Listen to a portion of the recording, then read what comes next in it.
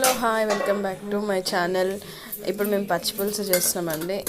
Onion, మిర్చి and salt, ఇంకా కొత్తిమీర వేయాలి. మేము కొత్తిమీర లేదు, స్కిప్ చేసాము. కరివేపాకు కలిపి ఇవి కట్ చేసుకున్నాక ఇలా ఉప్పు వేసి ఇలా బాగా కలపాలన్నమాట.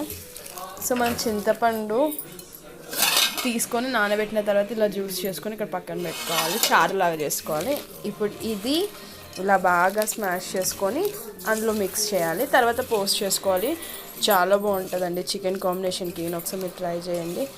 సో మేమైతే పచ్చిపులుసు ఇలా ట్రై చేస్తాము, ఇలా చేసుకుంటాము. సో మీరు కూడా ఎలా చేస్తారో కామెంట్ బాక్స్లో కామెంట్ చేయండి. బాయ్ ఫ్రెండ్స్, అందరు చూస్తున్నారు కానీ సబ్స్క్రైబ్ చేసుకోండి ప్లీజ్.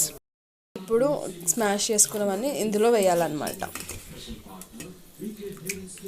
ఇట్లా వేసిన తర్వాత పోస్ట్ చేసుకోవాలి. పోస్ట్ చేసుకున్న తర్వాత సో మనకు చికెన్లో అయినా ఏదైనా ఫ్రై ఐటమ్స్లో అయినా పచ్చిపులుసు అనేది చాలా బాగుంటుందండి. ఒకసారి మీరు కూడా ట్రై చేయండి. బాయ్ అందరికీ, బాయ్ ఫ్రెండ్స్, సబ్స్క్రైబ్ చేసుకోండి. మళ్ళీ ఒకసారి చెప్తున్నాను బాయ్, థ్యాంక్ యూ.